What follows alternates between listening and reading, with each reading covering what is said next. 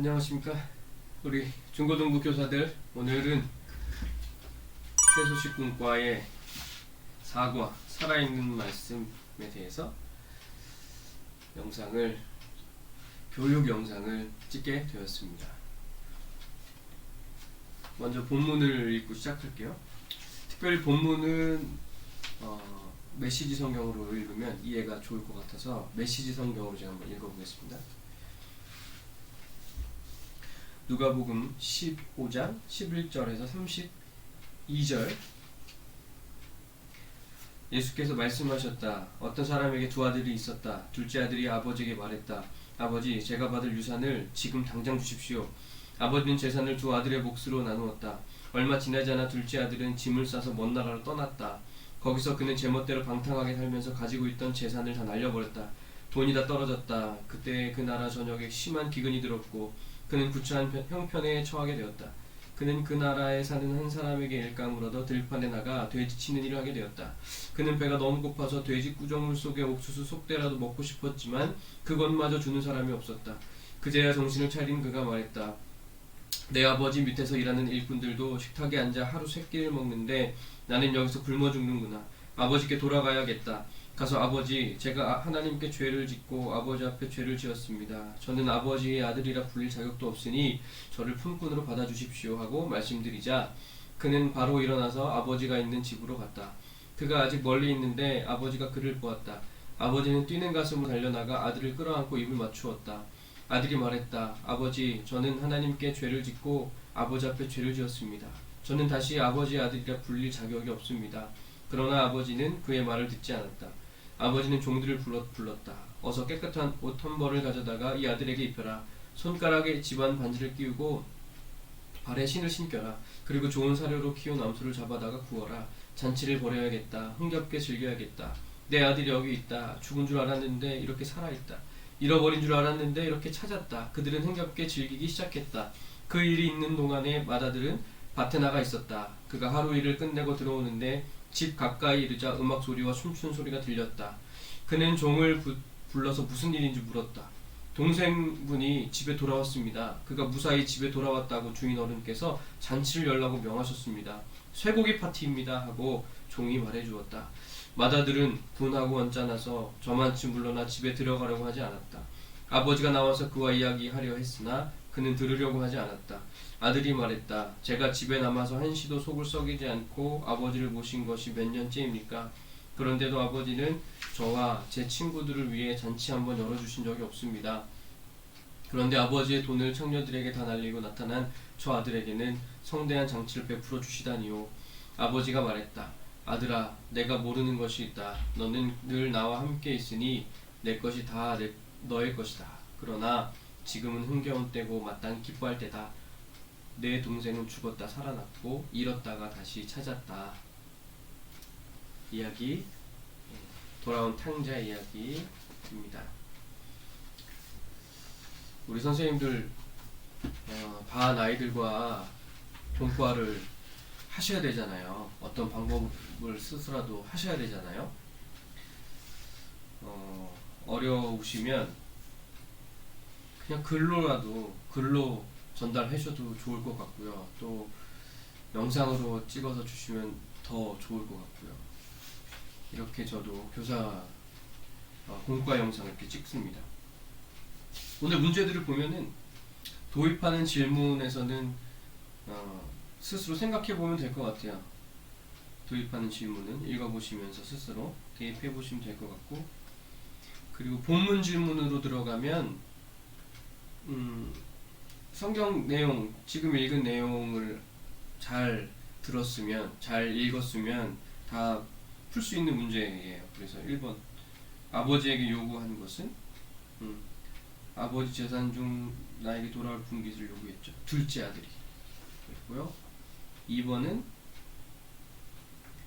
먼 나라에 가서 허랑방탕 재산 낭비했고 쥐업 열매도 먹지 못한 신세가 돼서 돌아왔다는 이야기고요. 3번은 아들이 죄를 깨닫고 돌아오는 과정. 이거 이렇게 교사 공과에 다 잘 나와 있으니까 보시면 될 것 같아요. 그리고 4번은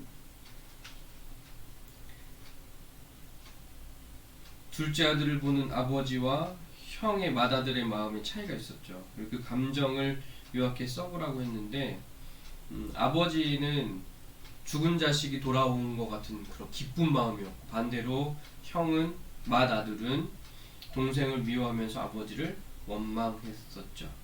예.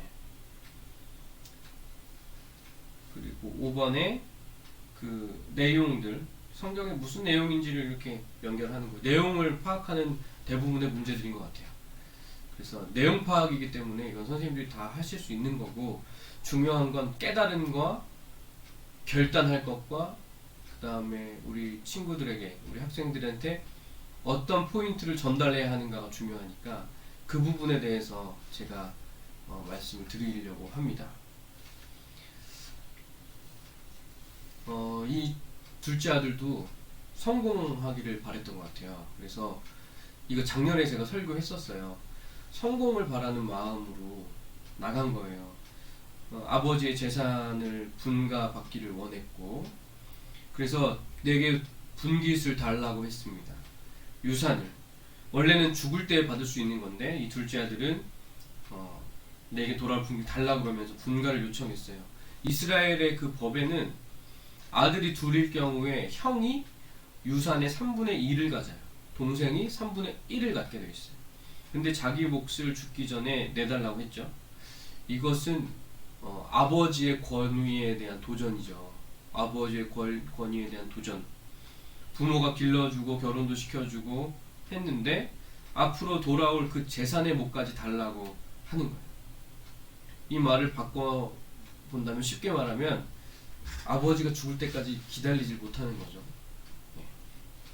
그러니까 내 몫을 지금 주세요 라는 뜻입니다. 독립하고 성공해서 잘 살겠다는 인간적인 욕심이에요. 그리고 나누어 주죠. 아들을 붙잡지 않고 줘요. 이게 아버지의 마음이라는 것이에요. 아들이 정말 원하는 것이 있으면 해주고 싶은 게 아버지의 마음. 우리 하나님도 우리가 원하는 게 있을 때 해주고 싶은 게 하나님의 마음. 우리에게 자유의지를 주셨죠.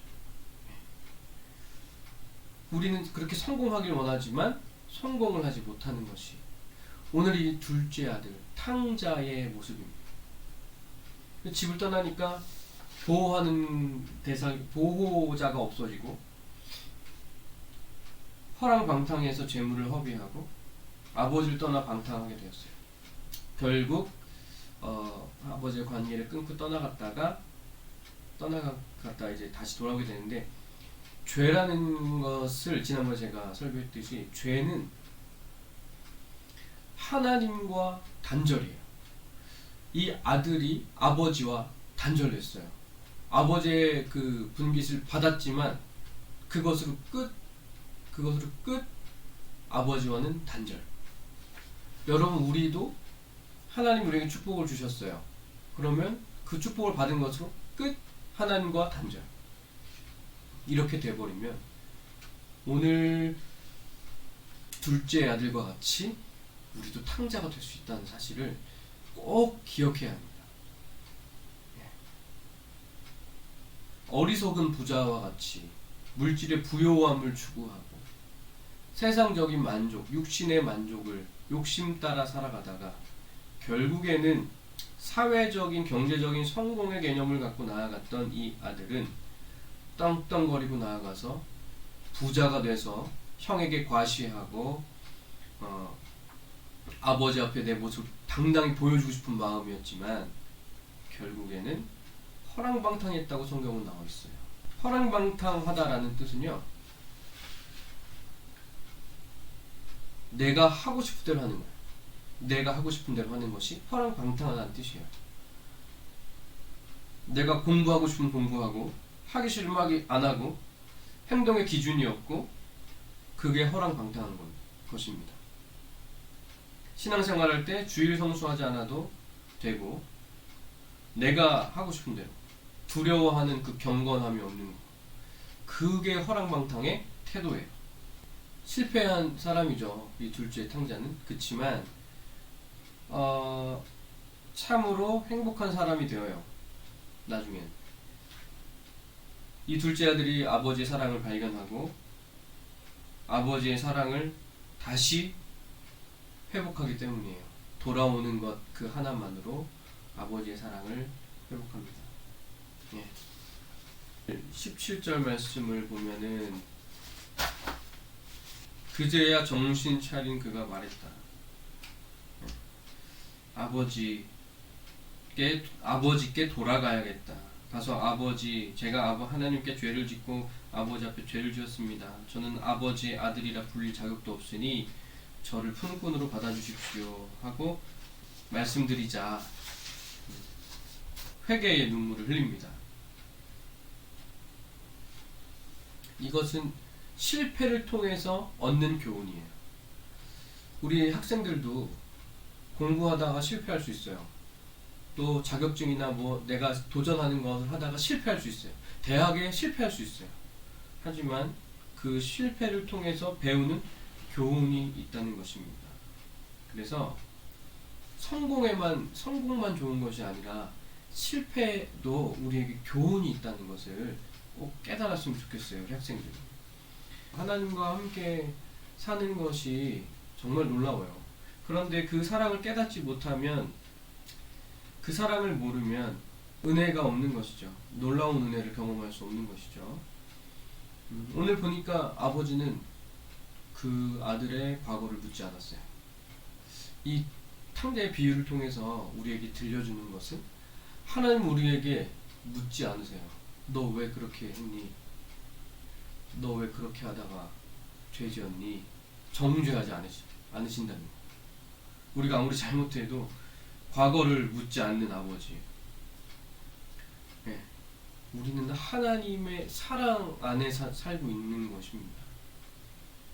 늘 하나님이 우리를 보살펴 주시고 아버지가 아들을 오늘 보살펴 주듯이 이미 아들이 실패할 걸 알고 있음에도, 독립할 수 있는 건강함이 없을 거라는 걸 알고 있음에도 아버지는 소중한 재물을 아들한테 주었죠. 가락지를 끼워주고 좋은 옷을 입힙니다. 잔치를 베풀고. 그렇게 하는 이유는 아들을 사랑했다라는 거. 하나님 우리를 사랑하십니다. 우리 학생들의 삶에 내가 지금 하나님 멀리 떠나 사는 것 같고 하나님과 멀리 있는 것 같고 탕자와 같이 지금 사는 것 같아도 하나님은 여전히 사랑하세요. 우리가 돌아오기만 하면 과거 묻지 않으시고 사랑해 주신다는 사실. 공부를 잘하고 성공하고 세상에 잘 되고 그렇기 때문에 우리를 반겨주는 게 아니라 아버지시기 때문에 우리를 반겨주신다. 그 회개가 필연적으로 있어야 아들의 신분과 권세가 회복됩니다. 우리도 매일매일의 필연적인 회개가 필요해요. 필연적인 회개를 할 때 하나님의 성품, 하나님의 권위, 하나님의 신분, 권세를 우리 가운데 회복시켜 주세요. 회개가 없으면 그것을 회복할 수 없습니다. 쥐염 열매 먹으면 때 묻은 그 옷을 벗겨주시는 거야. 회개할 때 우리의 신분이 바뀌죠. 예. 죄와 허물 없는 사람이 어디 있어요? 다 있죠. 죄와 허물은 누구나 갖고 있죠. 하지만 회개하고 하나님 앞에, 말씀 앞에 돌아오면 하나님은 우리에게 하나님의 자녀라는 신분, 자격을 회복해 주신다. 이것을 깨달아야만 합니다. 오늘 이 맏아들이 나오는데 맏아들의 관점을 한번 보면 우리가 맏아들과 같을 때가 있어요. 하나님을 오해할 때가 참 많죠. 하나님의 마음을 잘 모르고 하는 우리들의 불평과 원망이 있죠. 나를 잘 알아줬으면 하는 가까운 사람이 나에 대해서 오해할 때, 정말 모르는 것처럼 말할 때 되게 속상합니다. 나를 사랑한다면 그런 오해하는 말을 하지 않을 텐데, 잘 관찰하고 잘 대화하다 보면은 나에 대해서 잘 알 텐데, 가까운 사람이 그렇게 오해하는 말을 하면 우리 되게 속상하죠. 그런데 사랑하게 되면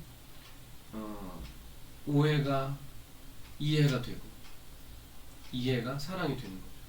관찰하고 더 노력하고 알아가고 사랑하면 할수록 그 오해가 이해가 되고 이해가 사랑이 되죠. 하나님을 향한 우리의 관점도 그래요. 하나님도 우리가 더 알아가고 하나님의 마음을 더 관찰하고 하나님 말씀과 감정을 알아가려고 하나님 마음을 알아가려고 애쓰고 그렇게 해야 성경을 오해하지 않을 수 있다는 것입니다. 오해하지 않고 이해하고 그 말씀에 힘을 얻어 살아갈 수 있는 것이죠. 예수님도 이 땅에 오셔서 참 많은 오해를 당하셨죠. 메시아라는 것을 밝히고 나서 참 많은 오해를 당하셨습니다. 그리고 오해하는 것 중에 그 하나의 이유는 인격적인 하나님과의 교제 없이 글로 학습된 사람들은 오해하기 쉬워요. 성경 구절을 나에게 유익한 대로만 받아들이고 나에게 구절구절만 갖다 붙여서 자신의 논리로 내 입맛대로 하다 보면 하나님을 오해하죠. 그러니까 오늘 이 제목은 살아있는 말씀이라고 했어요. 그러니까 살아있는 하나님의 말씀을 오해하지 않기 위해선 내 입맛대로 성경을 보면 안 되고 인격적인 하나님과 교제와 함께 말씀을 봐야 한다는 것을 말씀드리고 싶어요. 우리가 관계성이 부족하면 그 사람을 이해할 수 없듯이 하나님과의 관계성을 회복해야 말씀을 이해할 수 있어요. 그리고 살아있는 말씀이 됩니다.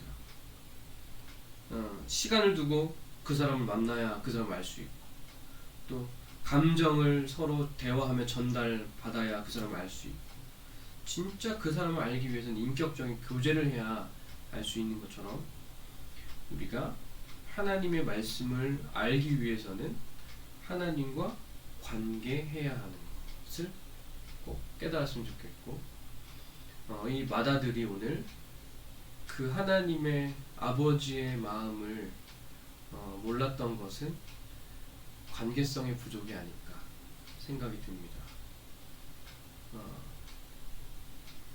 나는 열심히 했는데 난 아버지를 더 잘 모셨는데 왜 나한테 안 해주시냐고 오해하잖아요. 우리도 똑같이 하나님 잘 믿고 모태신앙에서부터 열심히 신앙생활했는데 왜 하나님 내가 원하는 대로 안 해주시고 나한테는 잔치 안 베풀어 주시고 그렇게 하나님 오해할 때가 많잖아요.